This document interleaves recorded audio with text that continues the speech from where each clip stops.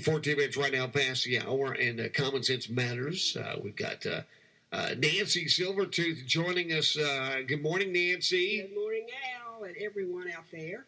And I understand you've got a very special guest this morning. I do. You and I and a lot of people are going to get a good political education this morning.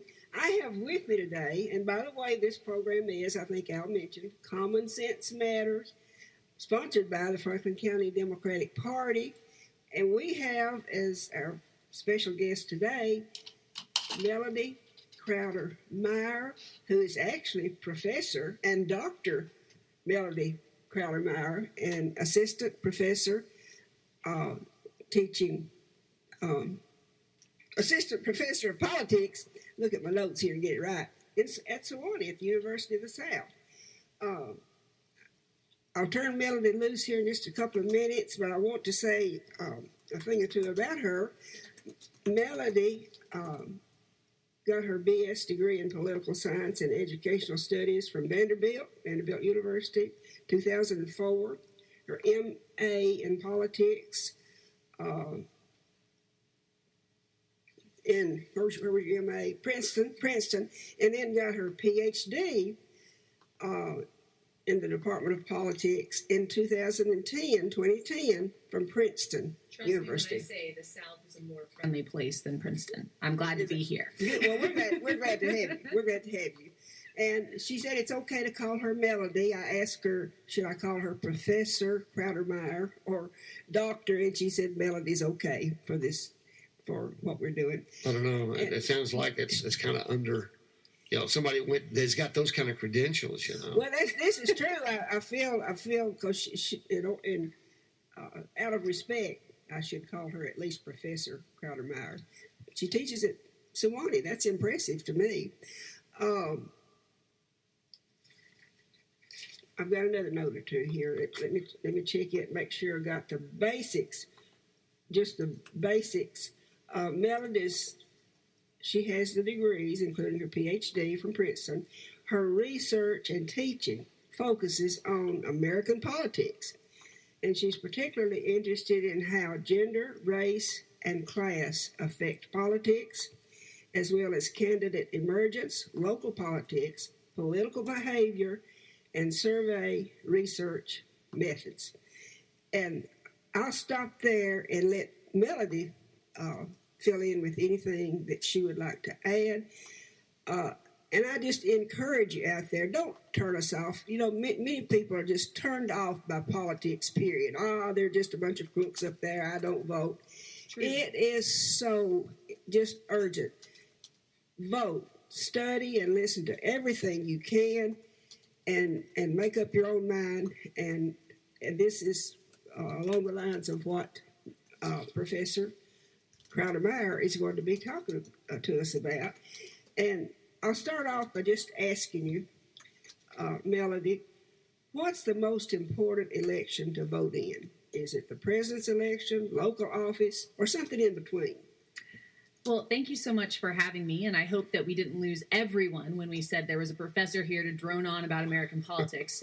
Trust me when I say when I'm on airplanes next to people and I tell them what they do, it either goes one way or the other. They either sort of smile at me excitedly and then tell me some sort of conspiracy theory that they've learned about a politician, or they stare at me with some sort of horrified face and hope that I will never, ever talk to them again. But I will talk to you today. But I promise I won't be too mean or silly or absurd or ridiculous, many things we often think of when we talk about politics today.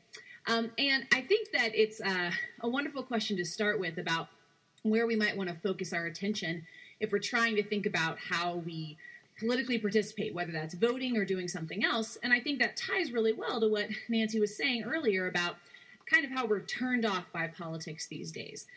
Because a lot of what we know about politics, a lot of what we think about when we think about politics is people up in Washington, D.C., right? People up in the swamp, as it's being called, and, well, as it used to be, a big swamp, quite literally, in fact. And the reason I think that we are so turned off about politics these days is because so much of what we're focused on is what's going on up in D.C. And don't get me wrong, the things that people in D.C. are doing are really important. They have incredible implications for how we live in our daily lives and how safe and secure we are. But a lot of the infighting and the extremism and the other negative things that we think about, which may make us want to turn off from politics, are also because we're really focused on what's going on at that national level. And we're not getting a lot of coverage of what's happening in our localities, in our cities, in our states. But really, when we look at the kinds of people who are holding political offices at the local level, at the county level, even at the state level, a lot of these individuals are doing this as a community service. You know, they're getting involved in politics because they care deeply about an issue. They're not doing it for power. Most city councilors aren't riding around in limousines having people bow to them the way that I think some members of Congress perhaps actually do. But instead they're doing it because they care about their communities and they really want to try to make where they're living a better place. And so I think even if we're just thinking about why you might want to pay attention to politics in the first place, starting to look at the local level and look at what people are doing at that level to try to make a difference can really be a powerful place to look. Now, the question that I was asked, which I've, of course, digressed from because I'm a professor and I think that's what we do, was about where we might want to vote. What's the most important election to vote in? And I think on this front, too, it's really pretty worthwhile to think about how important your vote is, how powerful your vote can be in a local election. See, people in America don't turn out to vote even very often in presidential elections. You know, maybe about half of Americans turn out to vote in a given presidential election. So already we're not seeing a huge amount of people turn out. But once we get down to the local level, you might be looking at 10% of the population turning out to vote, maybe 20% of the population. And those are pretty small numbers. So local elections are where you can see your vote being most likely to be the deciding vote, where we actually have elections that are decided by 1 or 2 or 10 or 15 votes. I mean, even a Republican congressional primary a few years ago here in our area ended up being decided by, I think, less than 50 votes. So these are the kinds of contexts where if you really want to have a say and you want to be able to make a difference between who wins and who loses, your vote really is probably most powerful at that level. Why do you think people are so disengaged in voting in our country? Well, there's a lot of arguments that people have made about this. And usually when we talk about low voter turnout, we look at how we do in the United States, which is, you know, the first modern democracy. So you'd think we would be doing the best out of any of these other nations compared to how people in other nations vote. And people in most other nations vote at way higher rates than we do. I mean, 20, 30, 40 percentage points more than we do in a typical election. So why is it so low in the United States? Part of this is really a structural reason. In the United States, we've made voting a lot more difficult. So most places, you are automatically registered to vote when you become of age. And it makes sense. I mean, certainly the government could do this. I don't know about you guys, but I get asked to pay taxes every year, which suggests the government knows where I live and who I am and how old I am, and that I'm employed. And so the fact that the government has that information about us means that they could very easily say, okay, you have a social security number, you're 18 years old, you're now officially registered to vote, but they don't. Instead, for me to register to vote, I have to find the form, I have to figure out how to fill it out, I have to make sure I mail it to the right place, and I have to do all of those things, depending on where I live, maybe 2 weeks, maybe a month, maybe several months before an election takes place, before I'm actually able to vote. So that's a really big cost to impose on people that we sort of do arbitrarily. I mean, we sort of force people to take these steps to jump through these hoops in order to vote in a way that other countries simply don't do. And so because of that, we see lower voter turnout, because by the time people are excited about an election, it may have already been that the voter registration deadline has already passed, you know, and so then they forget, and then by the time the next election rolls around, it's too late again. Oh, they're not interested in what's happening in that race. Absolutely. Sometimes people don't vote, certainly because they haven't been fully informed of the power of their vote, or fully informed of how we know that politicians want to be reelected. It's a primary goal. It's, many argue, the primary goal for a politician, even a good-hearted one who wants to make change, right? They can't make change unless they get to stay in office. And so if you're a politician and your main goal is to be reelected, well, the people you're going to care about and the opinions you're going to care about are those of the people who vote. And so if we care about, you know, policies that affect us in our pocketbooks, if we care about what our local tax rate is or how much money is going into our schools or something like that, politicians are only going to pay attention to what we care about if we're actually the ones showing up to vote. And when certain people don't, well, they get written off as unimportant, I think. So the numbers are kind of interesting. France just held an election. They got runoff coming, but they had like millions of people that voted Sure. in that election. And they're saying this is one of the biggest elections France has got going on right now. They're kind of, I guess, in a crossroads as well, because they've got one side that's very liberal, the other side that's being very strict, so to speak, and wants to maybe close the borders there somewhat and pull in the ranks. So they're getting ready to reshape their country maybe. Sure. Yeah. The election in France is an interesting example because it's another thing that's kind of distinct in a lot of other democracies versus the United States. As you know, right, we have a two-party system. And when you have only two parties, most people don't really feel like either of the parties meets their needs. I always ask in my classes, all right, raise your hand if everything about one of the parties is exactly what your views are, is exactly sort of the things you would want a party to do. And nobody ever raises their hand, right? Because there's always something that we disagree with about one or both political parties. Well, in most other democracies, because of the way they're structurally set up, they have multiple parties. And so in an election, if you're trying to figure out who you want to vote for, and you've got, say, 6 candidates, all of whom have a shot at gaining some power because of proportional representation, it's a lot easier to be motivated to turn out because you can find somebody who's focused on the issues that you're most concerned about. Whereas in our big tent parties, we end up with somebody who, we might be excited about their positions on some issues. On other things, we don't really care about what they think, or we dislike it and disagree. And that can also be demotivating as a factor to turn out. But in our country, we don't want to recognize other parties. Well, it's true. So for better or worse, we have sort of the first draft of modern democracy, right? So while most other countries were still dealing with monarchies and cutting off kings and queens' heads and things like that, we were settling up a voting system and a democracy. And as I also often tell my students, the first draft is not usually the best draft. And so there were some things that we set up in our first draft that gave us a two-party system that's pretty much impossible to change, unfortunately. The way that our elections are conducted, where you have winner-take-all elections, so if you win one more vote than the next person on the ballot, then you get all the power, basically means that parties will never really be successful beyond those two major parties. And so when we've seen multiple parties arise, when we've seen other parties sort of try to have some power, what becomes very clear is that if there are, let's say, 2 more conservative parties and 1 liberal party, well, those 2 more conservative parties are going to split the vote. And then that liberal party is going to win every time. And so those 2 more conservative parties are going to say to each other, wait a second, this isn't working out. With a winner-take-all election, why don't we just merge, and then we'll be able to win all the elections, and the Liberal Party will lose, or vice versa, right? This can happen on either side. And so structurally, because of the way our elections take place, because it's winner-take-all, anytime an additional party emerges that really actually wants to hold power, it has incentives to merge with another party in order to do so. I think that's why we don't see, for example, the Tea Party splitting off from the Republican Party. They know that their chance of getting elected is much stronger if they stay merged with one of the 2 major parties. In other countries where they have proportional representation, which basically means, let's say your party wins 30% of the vote, then you get 30% of the seats in their Congress or whatever. It's not always that simple, but that's pretty much how it works in essence. Then you actually aren't sort of wasting your vote if you vote for a minor party because you have the ability to actually hold some power even if you don't win 50% of the votes. All right, now get interested. You ask your students who do they relate with. Sure. All right, so, and they don't relate either way. So how do you incite them into determining what they do feel like politically?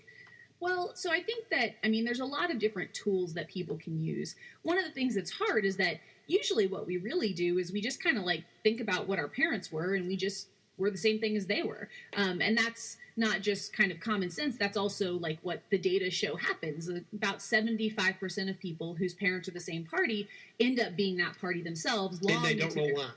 Well, often maybe not, and some of this may be logical. Certainly if your financial situation is similar to your parents, maybe your religious beliefs are similar to your parents, that can be a reason why you would have the same party idea as them. But on the other hand, if your parents were just what their parents were and their parents were just what their parents were, and we're going back to, the 1950s and before when the parties were totally different from what they are today, it may not actually be the most logical thing to just have the same party as your parents. So what do I tell my students? I tell them honestly, because, they're 18-year-old, go on the computer and find there are these great nonprofits that have little quizzes you can take where you say, here's my views on all of these different issues. And they kind of tell you, all right, well, here's how much you line up with this party or that party. Now, of course, there may be other ways of doing this. And I think if you think about particular issues that you care a lot about, that can be another way to go about it. So even if I know I'm not going to agree with one party or the other on every issue, if there are certain issues I care a lot about, like my dad was a minister. I grew up in an evangelical Protestant church. And so, I care a lot about helping others. Like we were very oriented toward helping people who were impoverished, people who'd been kind of left behind. And so that's an issue that for me is incredibly important. And so thinking about not just how to filter, tithes that we're paying to church, but maybe also funds that we're giving to our government toward people who are really in need of those funds, that's something I prioritize. So then when I'm thinking about what party am I going to belong to, there may be things I disagree with one party or the other on, but if I look at the parties and I see which one is spending money to help people who are in kind of the hardest situations, for me, that's a really powerful motivator. For somebody else, they might care about some other issue more than that, and that might be something that's important to them. And so in that circumstance, then that can be a way to help them to sort of guide to one party or the other. But once you do that, once you pick your party, you have to be careful not to just accept whatever your party tells you on every single other issue, but instead, if your party that you really care about or you really like for an economic reason or a particular social issue reason, if they're not doing what you want on these other fronts, well, then you need to kind of tell them that they need to change. And so I think that that's one of the other things one of the other traps we fall into is just trusting that our party and whatever they say is right on every single issue instead of trying to push them to do the things that we think are important. What about our daily lives, Professor Crowder-Meyer? And by the way, if you just tuned in, you're listening to Common Sense Matters, sponsored by the Franklin County Democratic Party, and we have as our guest today Professor Melody Crowder-Meyer, who is Assistant Professor of Politics at the University of the South. And we have phone lines open at 967-2201 if you want to jump in and ask questions. Right, I forgot about the phone calls. Sorry about that. Our daily lives, of course, really, if we think about just this morning, I had the national news on, I believe I had CNN on, and health care, taxes, everything really they do in Washington, in Nashville, and in our city council affects our daily lives. Could you talk to us about how we ought to stop and think about how important it is to be active in politics and to learn, and where we can learn, where can we get the truth, where can we get the facts? Yeah, those are a lot of really important questions. So, I mean, certainly, I wouldn't have gone to school for, I don't even know, my little sister used to ask me what grade I was in, and I think by the end I was in like 20-something grade. And she, why do you go to school for 20-something years? And focus on politics. Well, I do so because I do think that it affects our daily lives. I think that the way in which our elected leaders, whether it, as you said, is at the local level, the state level, or the federal level, the decisions that they're making every day have an effect on how much money is in my bank account. They have an effect on whether there are potholes in the streets that I drive on. They have an effect on whether my water is clean, on whether the education that I'm going to give to my daughter is a good one or not, what they're actually teaching my daughter when she goes to school, if she's going to have a bus to ride. I mean, all of these things that are just day-to-day life things that affect, can I go to work and know that my kid is going to be able to get to school? Well, that's a question that's a local government question. It's a question of how the local government allocates money. And so the kinds of things that affect our schedules on a day-to-day basis, that affect what kinds of foods we eat, and whether we can just trust that when we turn on our taps, the water that comes out is safe for us to drink. All of those things that we're doing every minute of our lives are decisions, really, that are made by our elected officials. And so for that reason, again, I mean, elected officials only have incentives to take care of us. One would hope they do so because it's, the morally right thing to do. But they only have incentives to take care of us if they know that we're paying attention and we're going to call them out if they don't.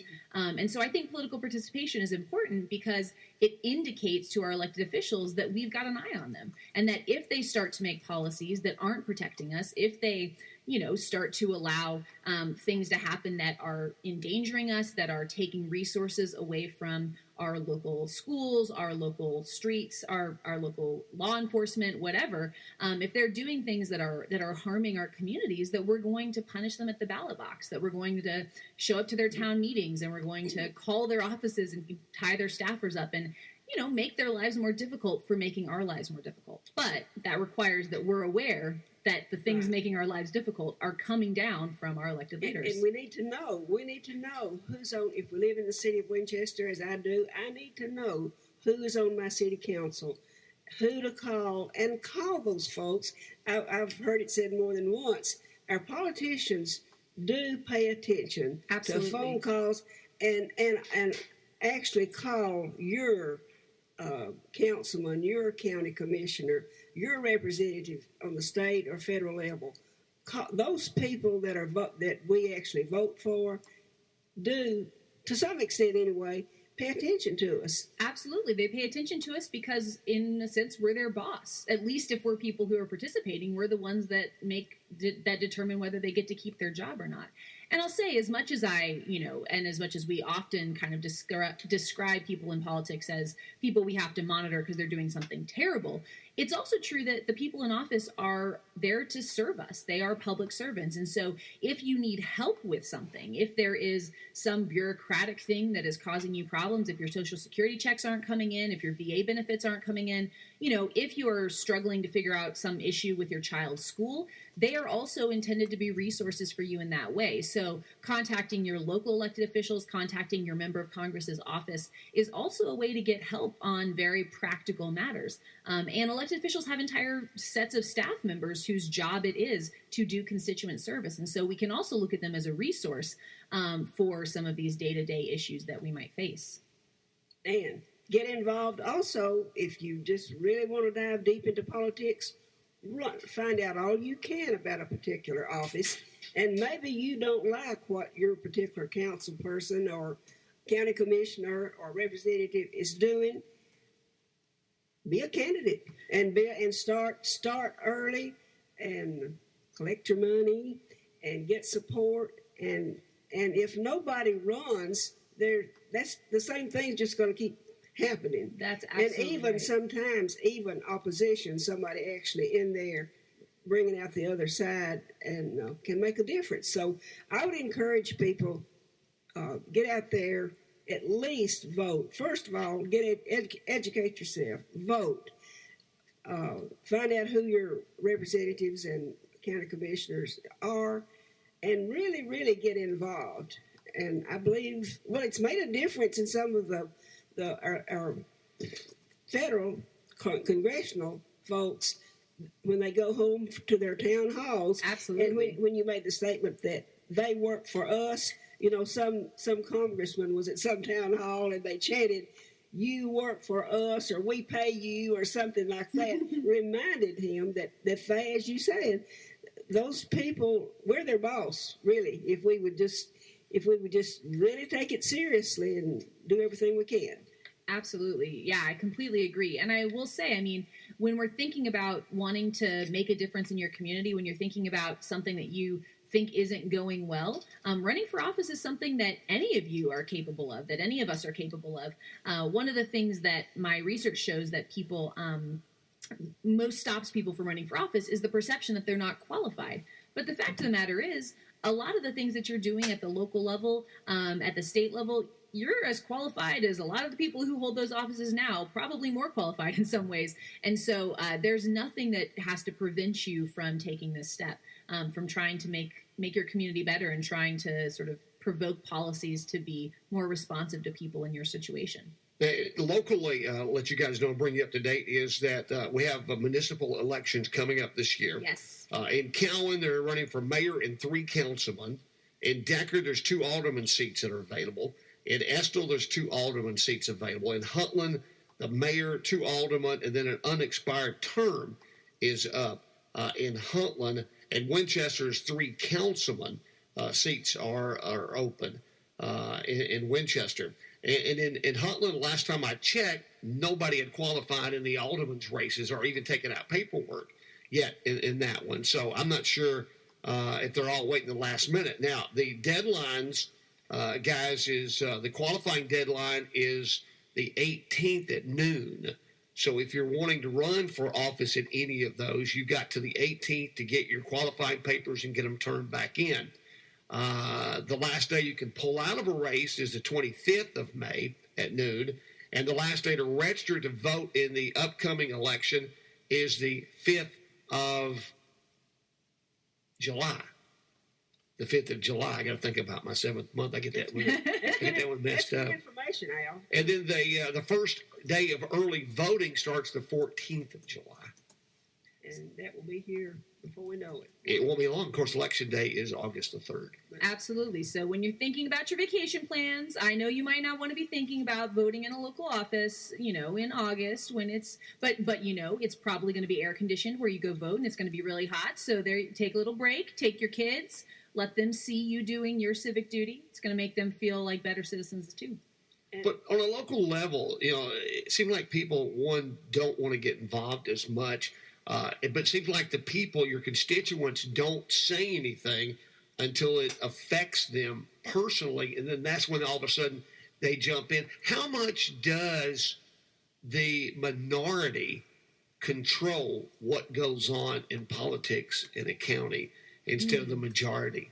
That's a really interesting question. I mean, I think when we look at who participates, it is what the founders were. There was a lot of discussion at the founding between the founding fathers about whether we should be more concerned about tyranny of the majority, in other words, tyranny of large groups of people who maybe all unite and vote, or tyranny of the minority, which at that time they meant kind of the people who were in office and whether they would become tyrannical with their power. But I think that at the level of political participation, what we really see in most cases is tyranny of the minority. If only 20% of people are turning out to vote, which means that maybe a local elected official is actually winning the election based on the votes of 10 or 11% of the population, that means 10 or 11% of the population have all the power. It is tyranny of the minority. It is that small proportion of the population who are having a say over who governs us in every way, and who are then the ones who these local elected officials are attending to. And so certainly I think that, the only way to stop that is for more of us to be participating.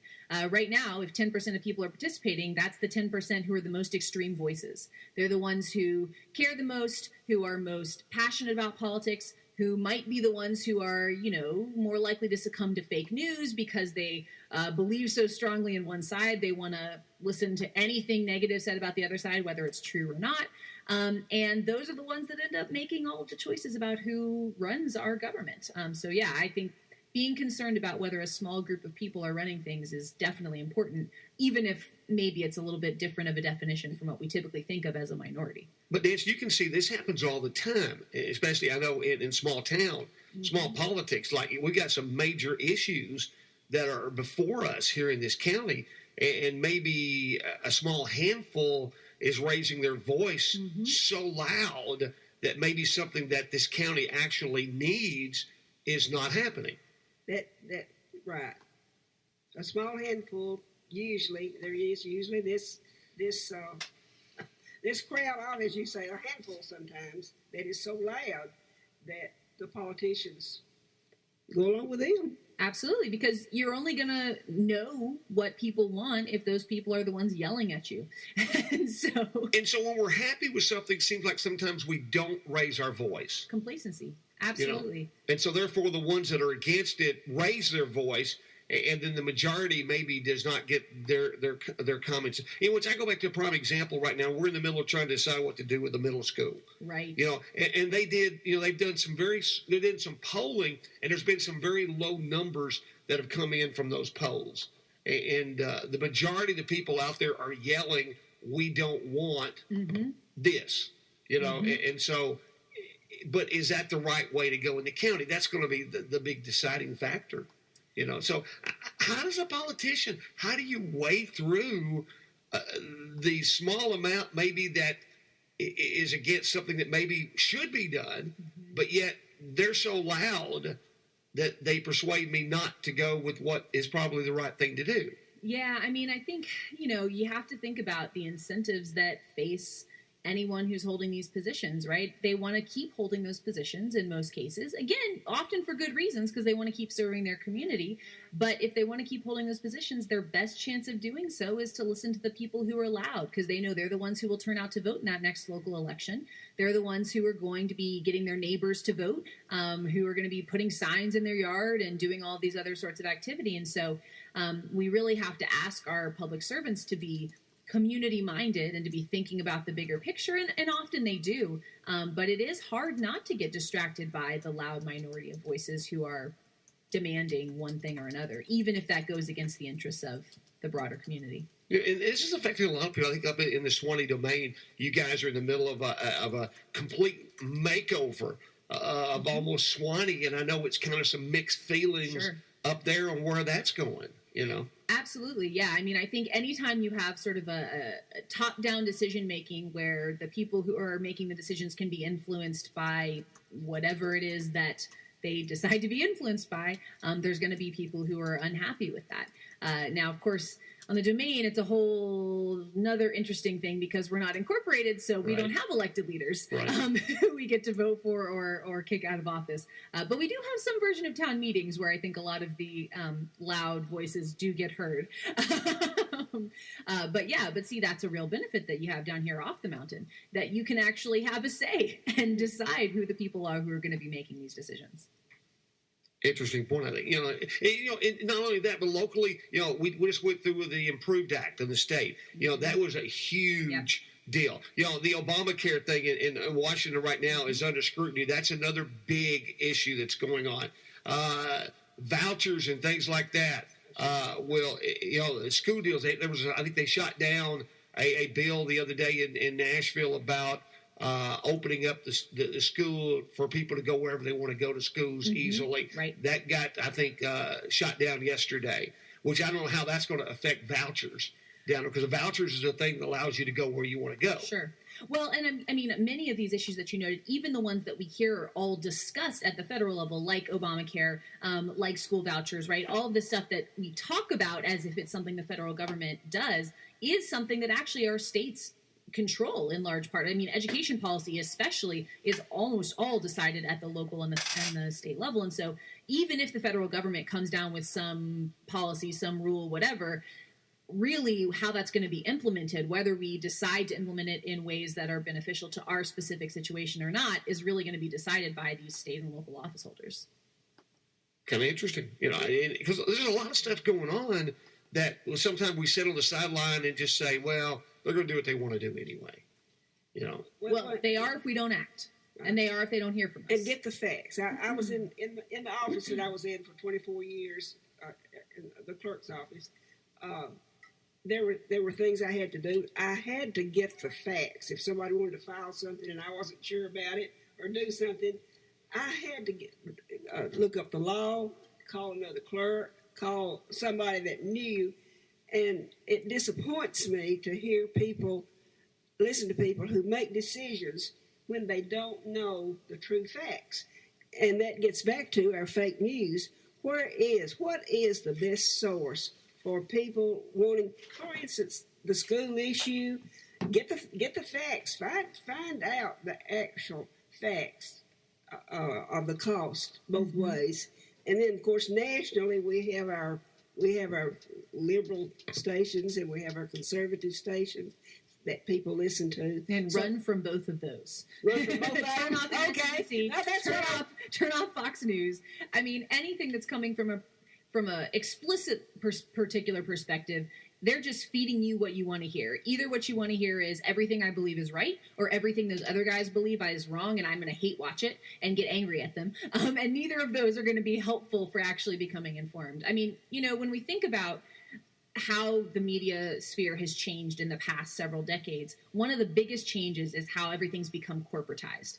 All of these media outlets have been bought up by big corporations who also, make washing machines. And they expect their news stations to be just like their washing machines. They expect them to make a profit. And if you want your news station to make a profit, then your news station has an incentive to yell at people about things that they agree with, and not really worry so much about being factual or actually being informative. And so as we've seen more and more corporate ownership, these big giant conglomerations that are owning various media outlets, we see media outlets turning more to sensationalism and turning away from in-depth reporting, in-depth research. One of the other really sad things that's happened as this has happened is that a lot of local media providers have been shut down because corporations don't find them to make as good of profits as they want, and so we're losing local papers and local radio stations and local programming, and that's where a lot of the best reporting on these local issues that we need to be informed about comes from. So one thing I would say is, certainly support your local outlets to the extent that you can, whether that's just by listening to them, watching them, or throwing in $5 when they have a pledge drive or something like that. That can be really beneficial because those are the only people who are paid to inform you about what's happening in your area. And we do need that information, and it can be harder to obtain. The other thing I would say is if you're looking for information that's not corporate owned, that's not trying to just get as many clicks as possible, it really serves us well to go to PBS or to go to NPR. These are networks that are not supported by corporate entities and therefore aren't required to get the most clicks before they figure out what they're going to publish. And so really kind of mainstream sources that are going to give you the information that you need without a whole lot of flashes and bangs or partisanship are going to be your PBS station. PBS NewsHour, that is a fantastic program that gives you straightforward news about what's going on, about important things, and that isn't required by their owners to, market test their stories to figure out which are going to be most exciting and get the most people to tune in. Now, to be fair, that means that they aren't market testing and they're not going to have holograms like CNN or whatever other nonsense these networks are doing to try to get you to tune in. So it might be a little bit less exciting, but in that lack of excitement actually comes truth and a lot more sort of accuracy. Carrie, we got a phone call? No, put that up right there on the speaker. Oh, okay. On the speaker. And hit that Yeah, button. okay. Talk Hello. to him. Hello. Hello, how are you? Fine. How are you? Hi. Doing fine. Hi. I have a question. Say when you're young or once you make a decision as to which political party you feel you want to be attached to and that you have as your beliefs and such, what is your opinion? I mean, I have a hard time with people always voting Democrat or a hard time with people always voting Republican. I always try to vote for who I think is the best person and has the most the philosophy that suits what my beliefs are the closest. What is your opinion versus voting all the time Democrat or all the time Republican versus crossing party lines from time to time? Yeah, that's a great question. What we've seen is an increase in people voting straight ticket party voting. And basically what that means is people who just vote down the ballot every time for one party or for the other party. And a lot of that is really because it's easier, right? It's kind of a shortcut that people use where they're trying to figure out who to vote for. And rather than gathering all the information about every single individual candidate who's running, they just say, well, probably most of the people who are Democrats or Republicans are the ones that are, quote, on my team, and that's who I'm going to vote for. Now, don't get me wrong, that can be a very effective shortcut, and, usually the people who are Democrats or Republicans probably believe in some set of sort of ideologies and issues that those parties stand for, but you're right to note that a lot of times they don't. And a lot of times people will run as a Democrat or a Republican who have different views on particular issues that maybe are out of step with their party, or who might have views on one issue that's really important to you that isn't actually the same as what other members of their party believe. And so I think that doing the research and figuring out where individuals stand in order to make sure that you're using your votes to really support people who value what you value and are going to take action on what you want to take action on for is absolutely a wonderful thing to do. But you're right that, a lot of times people maybe don't have the time to do so or the resources or the desire to do so, and so they use that party shortcut. And that's something we see that's really increased a lot over time.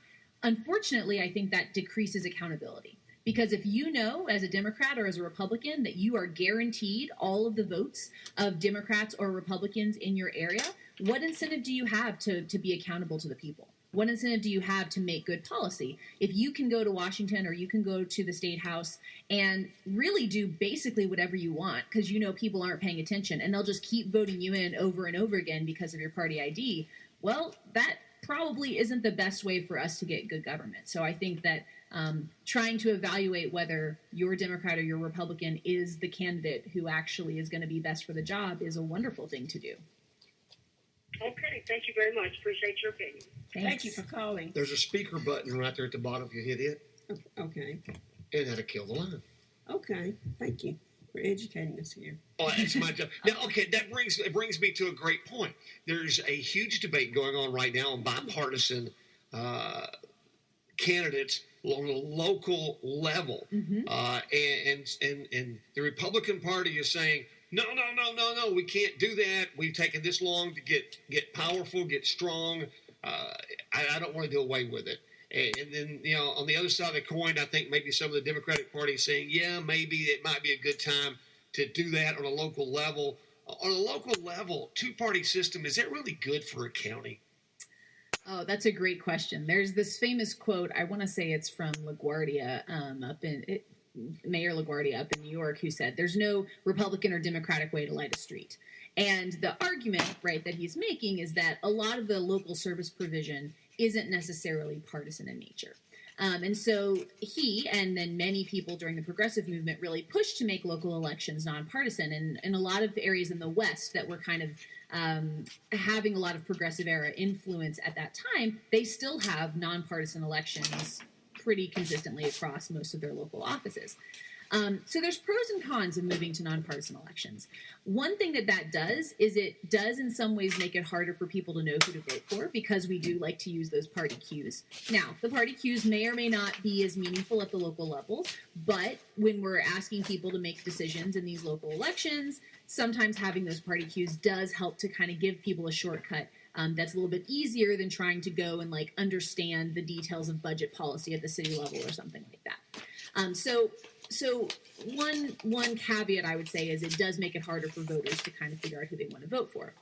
Another issue is that when we don't have those party cues, you can ask yourself, well, what is it that voters are using to make those decisions? If they don't have a party cue, then what's the shortcut that they're using? In an ideal world, they would be, going and reading 20 pages of policy papers that every candidate, I suppose, would be expected to produce. But let's be honest, I'm not even doing that, right? And reading is kind of mostly my job. and so if people aren't going and, reading all of these detailed positions of every candidate, it turns out one of the things that people do in nonpartisan elections is they use whatever other stereotypes or cues they can. So there are some local ballots where they put people's addresses on the ballot, and people will use that to infer the neighborhood they live in, maybe their economic situation. Wow. And people use, I actually find in some of my own research, people use race and gender to decide who they want to vote for.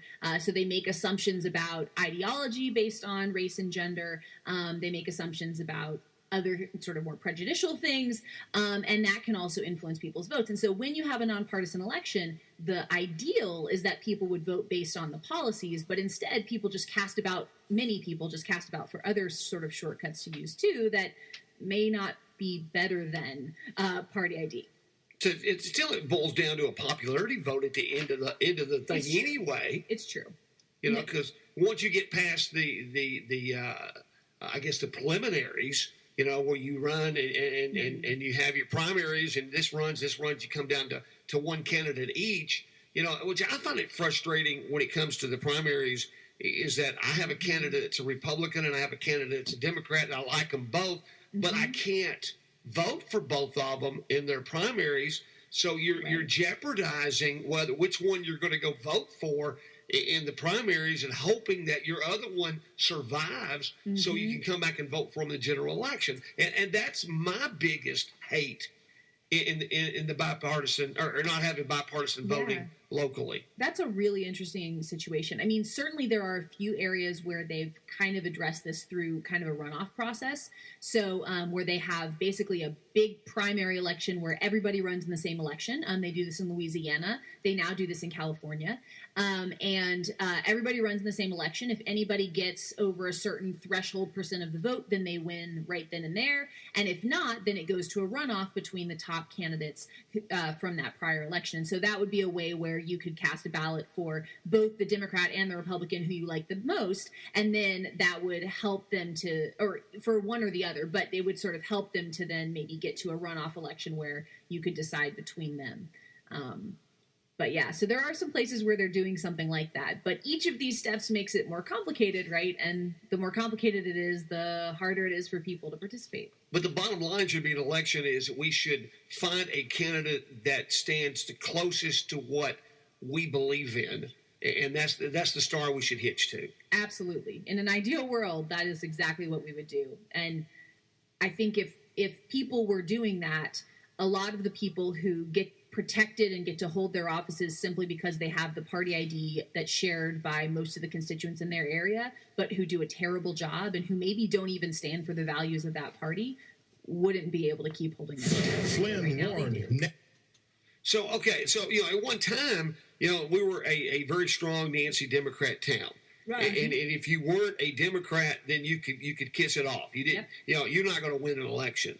Of course, that's changed a little bit. Everybody years ago just ran in the Democratic primary, or I think we started our Democratic primary actually in 1986. But anyway, everybody just ran as a Democrat years ago. I think, yeah. Because the fact is that we were a Democratic town, Right. and that it was a kiss of death to be a Republican. And that's changed somewhat over the last few years. I'm not exactly sure why it's making this. It made a national-wide change. Mm-hmm. And I guess people all of a sudden say I can no longer identify with this, or I don't like their views. What makes people, I guess, make complete 180-degree turns? I think I've wondered that, and in my mind, from what I've read, I think it goes back to 2009 Tea Party. The Tea Party, when the Tea Party started, and all over the United States, Tea Parties sprang up at 2009. Yeah, absolutely. I mean, there's a lot of things that can lead to these sort of significant shifts in partisan alignment. One of the ones that's happened a lot has been the addition of social issues to the national political stage. So when we think about what it meant to be a Democrat or a Republican many decades ago, it was an economic issue. It was a purely sort of economic ideology. So do you want the government to sort of completely be out of the market and let the free market fall where it may? And if that hurts a lot of people but makes other people profits, well, that's okay. Or do you want the government to be involved in sort of choosing how much money to take from people, how to regulate corporations, and how to redistribute tax money to people who need it or who are perceived as needing it, depending on your political views on that. But that economic dimension means that a lot of places found that they were best served by a Democratic Party that was involved in addressing economic inequality, right? And that's something that when you look at the ideological dimension on economics, economic inequality tends to go down under Democratic leadership and tends to go up under Republican leadership. That's consistent even with the tax plan that's just been proposed by the president. Clearly one that will provoke more economic inequality by, getting rid of taxes on people who have $11 million estates and things like that, which is, let's be honest, not anybody I know. In any case, so over time, we saw the emergence of social issues being wrapped into ideology. And for reasons that aren't particularly clear-cut logically, although they're very clear-cut strategically, the parties aligned themselves on issues like, defining marriage and things like that, which traditionally are done at the local level. But the parties kind of adopted those issues and wrapped them into their ideology, some would say strategically, in order to distract people from just that economic ideological spectrum. And so now when you're trying to pick a party, you can either pick that party based on economic views, or you can pick that party based on kind of these cultural issues. And often people have different needs on those two fronts, right? And so if you want the government to keep out of things completely, well, then you want the government out of the free market, but you also want the government out of people's personal lives. Well, there's no party for that, right? That's the libertarians, if anything, but there's one of the two major parties doesn't do that. So instead, you're asked to be inconsistent. You either need the government to be involved in people's personal lives and out of the economic situation, or involved in the economy and out of people's personal lives. And that's confusing. And so people end up having to pick and choose. And so I think that one of the shifts that we've seen is that people have decided sometimes to shift from choosing their party based on what they need economically to choosing their party based on some cultural issue. And then they end up shifting party alliances even when some of their needs aren't necessarily being met by that shift. Now, I got one final big thing, because I know we're out of time, basically, but this has been so cool, is that social, I guess, we want to say Facebook, socialized, instant information and things. How is that affecting our politics? Is we're learning things so fast, so quick, and basically there's no place to hide anymore. It is a catastrophe. It is a complete catastrophe for politics, because if what we prioritize in information is speed, what we lose is accuracy. And so we end up getting the first report of some issue, which is often wrong, and articles written about it, people on cable news screaming about it. We all take in that information as if it's true. And then 2 days later, it turns out that wasn't even actually what was happening. But by that point, the screaming people have moved on to some other new topic. So we never get the true information. And instead, we have in our heads something that's not even factually correct. I mean, if I could get rid of cable news, if I could just make everybody only get to see the news like once a night and in the newspaper every day, and on the radio once a day, then that, I think, is the ideal media environment. We get some time to actually process the information before it's handed to us, and then we're not overwhelmed by this need to distract us from everything else. If I'm trying to compete with football games and, reality shows, I have an incentive to yell and scream and make things up. But if I just only have to present the news, for an hour a night, I could actually be a little bit more careful in what I'm presenting. So going back in time is my solution. So I think I've come up with a really good one there. Very practical. Go back in time, at least on the media front. And I think we'd have a little bit a more informed populace if we were able to do that. Yeah, I describe radio as Reader's Digest. I do. The TV is kind of as the magazine approach, and the newspaper, which is a dying art, is the book form of news, and the book form of news is going away because people want it instantly. They want it easily. They don't want to sit down anymore and take the time to look and read. So our society is we've become instant gratification type people. We want to know about it right now.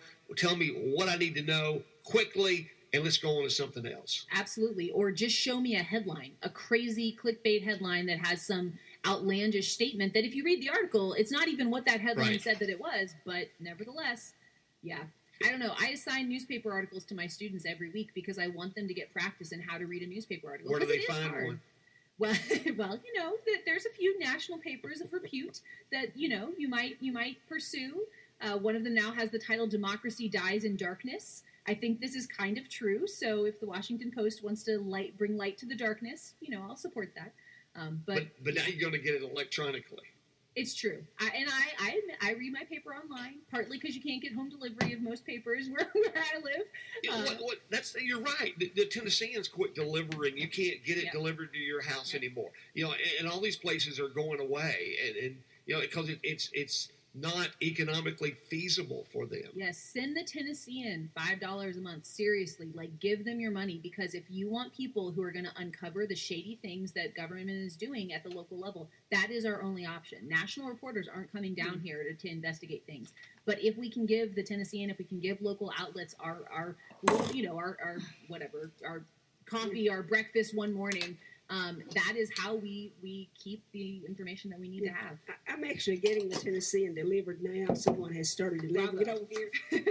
Call me and I'll give you the number of the person to call to get it. She's in Shelbyville, but they're delivering here now. There you My go. number is 962-4982. Call me and I'll give you the number of that person. I've just been getting it about a month, and it's great. Yeah, I delivered it when I was in high school. See, so there that you was, go, that was my high school employing young job. students. Yeah.